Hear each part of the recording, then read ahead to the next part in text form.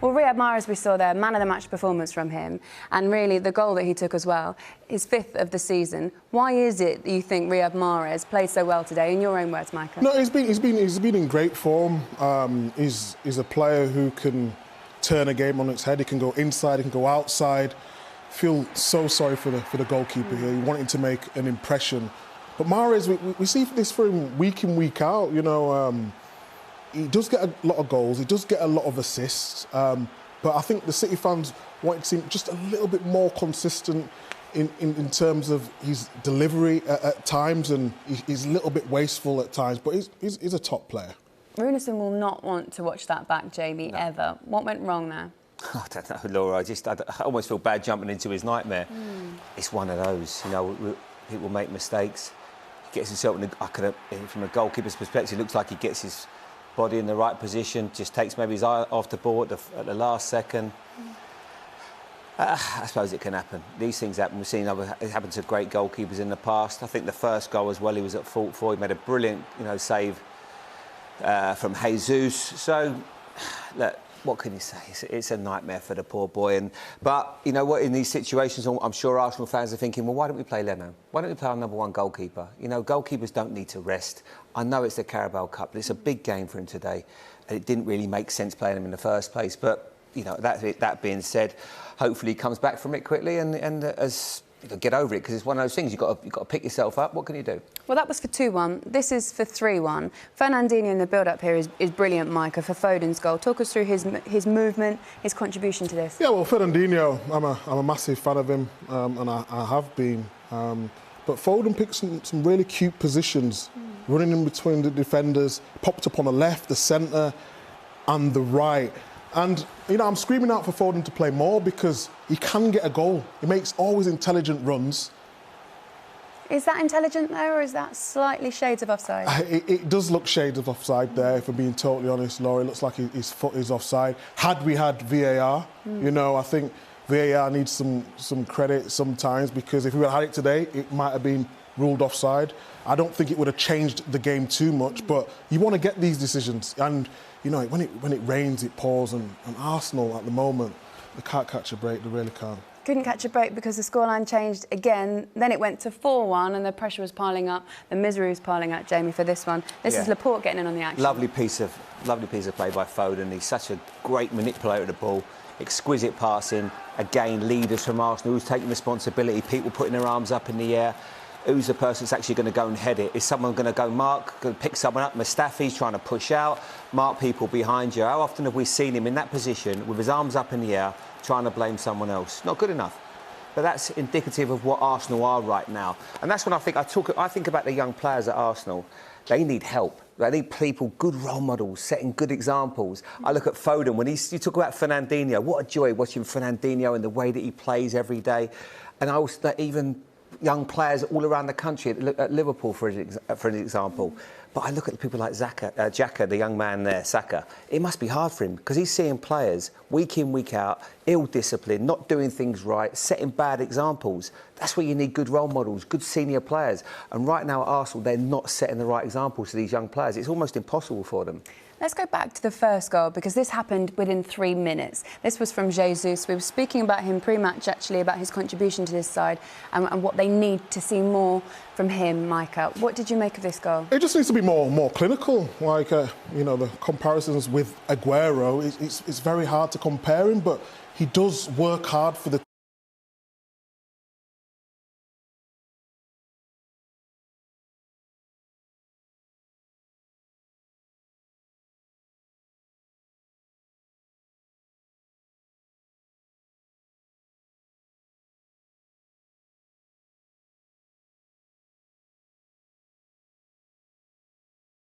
keep comparing them, because it's not, you don't want to keep comparing to a great in the Premier League. But what he does give, he gives that press. When Man City a couple of seasons ago, they're really pressed. They've sort of become a little bit of a possession team, a little bit. But when you've got a striker who is willing to run, it just, gets the players up the pitch.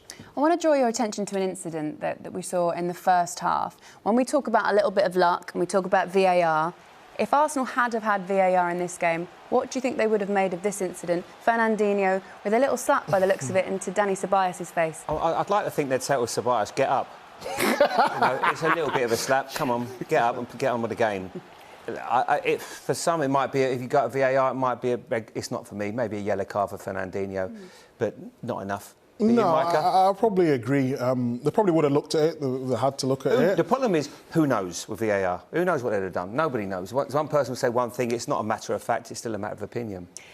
By the letter of the law, should he have at least been booked for that? If it had been... Yeah, well, you're not allowed to raise your hands, are you? So maybe a yellow card. I don't think it's a red card. I think red card would be taken a little bit overboard.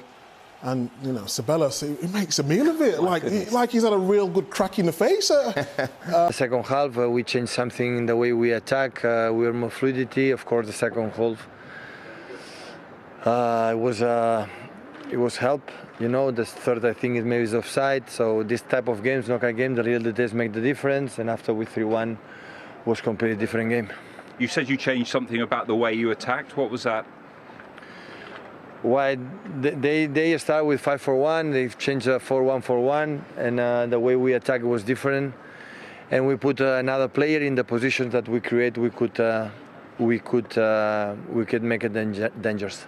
At 1-0, was it almost too easy for you? Did you feel that the goal sort of had to shake you up? No, not even wake up to this game, and we score a goal. So it's not easy. For the fact you played 20 minutes brilliantly and you scored a goal. So not even was sitting and we score. And after,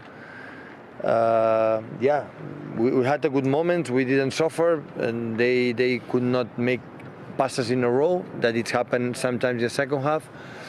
But they changed the setup. They pressed better. We had to struggle a little bit to find our players. The second half we adjusted and was a little bit more comfortable. And now you're into yet another semi-final, slightly different this one. It's just one leg and it's determined by the draw whether you're at home or away. You're happy with that? Of course. Hopefully don't make 2 legs and replay. Hopefully not. So it's better one game. Of course, this amount of games, so it's much better to do it to one game. And the goals tonight, will that help you, do you feel, in the Premier League to score and get that confidence again in front of goal? Different competition. Of course, what we have done the last 2-3 years, we score a lot of goals. But, you know, this season we struggle. But, of course, goals helps, you know.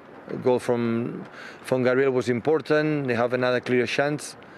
And, play players that last games didn't play 90 minutes. It's good for the rhythm. But I see how is the physical condition and mood and many things. And for 4 years in a row we are in semi-finals. It's a good achievement in this competition. But Premier League is another competition, and we start the toughest period here this month and the other one. Thanks very much for your time. You're very welcome. So the holders of the Carabao Cup, Manchester City, are through to the semi-finals. You'll find out who they play tomorrow after the other 2 quarter-finals when we do the draw. Pep Guardiola there talking about scoring lots of goals and perhaps it breeding more freedom in the Premier League. Before the game started, we spoke about their drop-off actually in their attacking stats. Do you think this will have a positive effect in the Premier League? Yeah, when you score goals, it always has a positive effect. I think when you start with Fernandinho and Rodri, it always looks a bit more defensive, but we see the run for Foden's goal winning Fernandinho. They can do that. I think the frustrating thing with City sometimes, from, like I said, 2 seasons ago, high press. You know, everyone was flying around and winning the ball back higher up the field. Now they come a little bit more possession team. You know, like the old Barca teams where it's ticker-tacker and they're trying to wear teams down.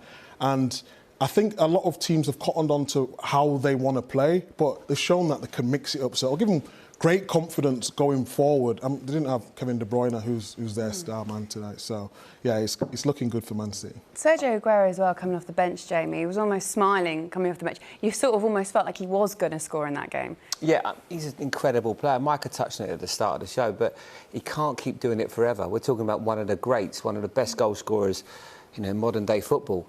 But he's not the same Sergio Aguero. So you have to find a different way, and that will be trying to find the next superstar, be it Haaland or whoever it is. It's not that easy to find. Jesus is a really good second striker. He's somebody that you want to start games away from home, want him to be involved. He looks like the sort of guy, I mean, sure you know him well, Michael, that will be happy not to play second fiddle at times. But you aren't going to score as many goals with that team because you haven't got the young Aguero that was scoring 20, 30 goals a season. OK, well, the man on the wrong end of that scoreline today was Mikel Arteta. He is chatting to Guy Havord. Mikel, at 1-1, you were very much in the game, but it's another disappointing night for the club. Yeah, absolutely. Obviously, we started the game and conceded after 1 or 2 minutes a really soft goal. After that, in the moment that we are, it's difficult against this opponent. We get back in the game, we started to grow in the game, scored a really good goal. And we have a spell of 25 minutes that we were the better team. And after that, yeah, we conceded the second goal the way we did, and against this level of opponent, obviously they penalize you and it makes life really difficult. After that, you are chasing it. We have a great counter-attack moment that we are through, we lose the ball, and the same play, they score in an offside position. And yeah, you end up losing the game again. Your keeper looked a little bit nervy for much of the game. What can you say about the moment that arguably swung it City's way? He hasn't played a lot of games for us. He's just adapting to the league, and that's it. We all make mistakes, and we have to support him. It's a balancing act that you have to do in terms of getting players game time, but Bernd Leno played in the last round against Liverpool. Did you think about starting him tonight against another top 4 team? Yes, but as well we know that Ben has played a lot of minutes. He needed some rest as well, and we want to give opportunities to other players. And Alex is done well in the other games, and these things happen in football. It's another really disappointing night. How are you feeling at the moment? Well, a really hard one to take, considering how the game went, the reaction that the team had against this level of opponent. Obviously, when you give the goals away that we gave, it makes the game impossible. Do you feel you have the tools at the club to turn things around? Yes, we do, because I see how much they try and what they are trying to do. But at the moment, a lot of strange things are happening in every game, and that makes things really difficult. Yeah, the results aren't good at the moment. You've got a run of games against Chelsea, Brighton, and then West Brom over the festive period. Do you feel it's almost sort of make or break time for you? Well, we have to turn it around. There's no other question. If we don't, we are in big trouble. So that's the moment that's going to decide our season. Yesterday you spoke about you wanted fighters, not victims, people that complain about things. Do you have some victims within your squad then? Well, I'm focusing on the fighters that we have, the spirit that we showed tonight, again, going against a really difficult opponent and conceding the goals that we did, and still the way we tried. But there are some maybe who are not rowing in the right direction. I see a lot of fighters. You do see a lot of fighters? Yeah. And you believe that you can turn it around? Yes. Just one final thing, the January window is nearly upon us. Are you looking at players? Do you feel you need to bring in quite a few? We are looking at options that we have, players coming in and out, and we will see what happens. A really complicated window with the pandemic and the way the football world is at the moment, so we will see how things develop. Thanks very much for your time. Thanks to you. Mikel Arteta there with Guy Havord. Interesting comment he made about goalkeepers and about how Runarsson is still adapting to first-team football. Do goalkeepers need a rest? Should Leno have played today, in your opinion? The goalkeepers' union might say different. I don't think so. He should have played his best goalkeeper today. Yeah, it's obviously been a monumental mistake to play the young man. It hasn't worked out, but these are sort of mistakes that you have to be very careful. Even what he was talking about earlier on with percentages of games that you should be winning. You know, when you have a certain amount, like 25% chance of winning a match, you can't insult football fans' intelligence with things like that. You just got to say as it is. And I think that's where it's a real problem for Mikel Arteta. Now, people are going to be saying, is he going to lose his job? Losing 4-1 at home is not ideal. The last win they had was the 1st of November against Man United.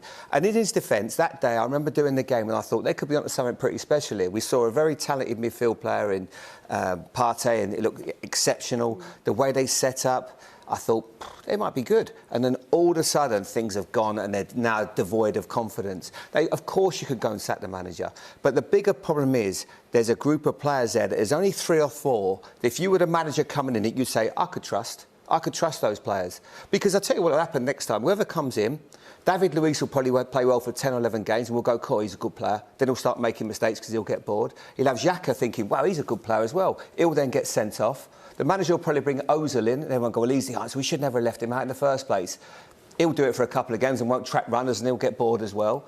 And then that will be the problems with this team. There was too many of them. No matter what you do, will let you down. It's a team full of kidders right now. And I feel sorry for the young players. So the manager have either got to stick with him and say, we'll give you time to get out a lot of the players that aren't good enough and the ones that maybe, because I keep hearing about dressing room unrest, I keep hearing about there's someone in the dressing room that's giving information. If you've got that, you've got major problems, you've got no chance, and you've got to get rid of those players as quickly as possible. And it's not easy to do, because if you get rid of the manager, who comes in? Who is out there? Is it fair to say he's inherited this problem, though? You know what I mean? Yeah, he's been in the management job almost a year. He's won an FA Cup in that He's won an FA Cup. I mentioned earlier, maybe papering over the cracks a little bit. I still have some belief and faith, only because I've seen him on a training ground when he was at Manchester City, and I know he's got something. Yeah. I don't know if he's a better coach or a better manager. Time will tell. But it's difficult and it's disheartening to see him like that. But I don't know if I can pin the blame solely on Arteta. We talk about, I think I agree with the keeper today. He probably should have played Leno, because we've got to approach this. This is a big game. This is a game where you need the confidence. If you win against Man City, whether it's a cup game or not, it gives you confidence for the league. And I think a little bit of naivety set in maybe playing the keeper today, because ultimately it's cost him the game today. I think if he hadn't won the cup, I think he'd have been bang in trouble. I think he's got money in the bank because he won the FA Cup, and he's had some brilliant form in cups. He needs to get the players fit as soon as possible, because as I think you can build a team around Gabriel, Saka, Partey. I think you've got a chance of Aubameyang. Tierney, good lad, good player. But there's not too many others, and that's your problem.